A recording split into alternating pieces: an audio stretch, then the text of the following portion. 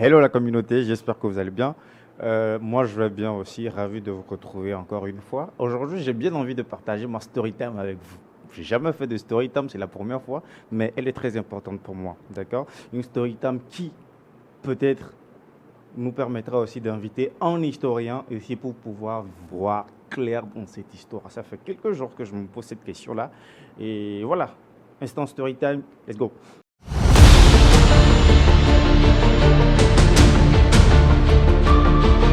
Alors, il y a de ça quelques jours, je me réveille et j'ai la dalle. Il faut que je graille.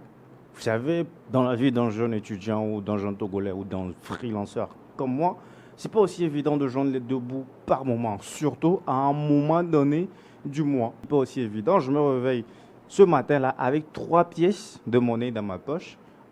Oui, il fallait que je graille. Je sors de la maison, je vais voir la bonne dame et chez qui je vais payer du gari. Du gari, 50 francs. Je dis, maman, je vais payer du gari 50 francs. Donc, dans ma langue vernaculaire, ce qui veut dire gali 50 francs, m'appelait gali bio, bio, bio. Comme une illumination, je me pose la question à savoir qui a eu l'idée, cette brillante idée-là, de, de dire cette pièce de 50 francs va s'appeler bio.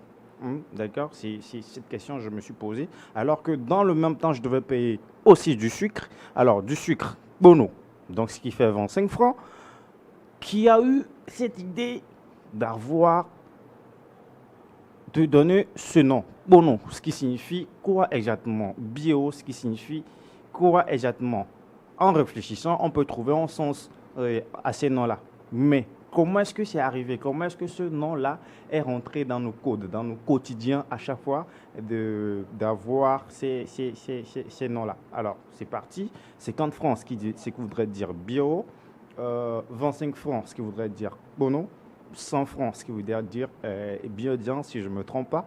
Euh, donc, je me suis posé des questions. Je me suis posé des questions. Où c'est venu de qui, c'est parti de comment, c'est à partir de quelle année.